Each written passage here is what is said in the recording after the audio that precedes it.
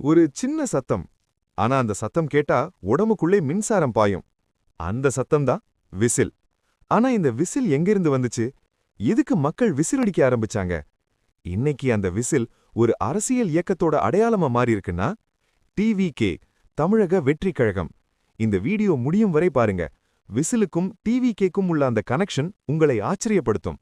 முதலில், விசில் ஒரு கொண்டாட்டம் கிடையாது, அது ஒரு எச்சரிக்கை.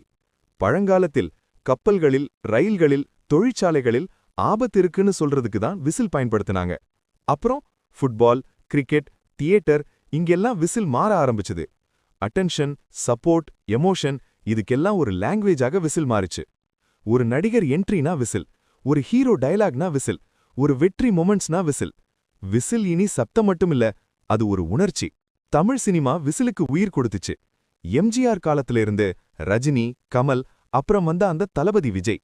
சினிமா ஹால்ல ஸ்கிரீன்ல அவர் நடந்து வந்தாலே, டயலாக் பேசினாலே, பேக்ரவுண்ட் மியூசிக் தொடங்கினாலே விசில் தான் பதில். அந்த விசில் எங்களுக்கு இவர்தான் ஹீரோன்னு சொல்ற சத்தம். சினிமால ஆரம்பிச்ச விசில் இன்னைக்கு அரசியலிலும் எக்கோ ஆகுது. டிவிகே தமிழக வெற்றி கழகம். டிவிகே மேடைகளில், டிவிகே கூட்டங்களில், டிவிகே அறிவிப்புகளில் ஒரே சத்தம், விசில். அது ஆதரவோட சத்தம், அது நம்பிக்கையோட சத்தம், அது மாற்றத்துக்கான சத்தம். விசில் இப்போ ஒரு நடிகருக்கான கைத்தட்டல் இல்ல, ஒரு இயக்கத்துக்கான குரல். ஒரு நாளைக்கு இந்த விசில் ஒரு ட்ரெண்ட்னு இல்லாம ஒரு வரலாறுன்னு பேசப்படலாம்.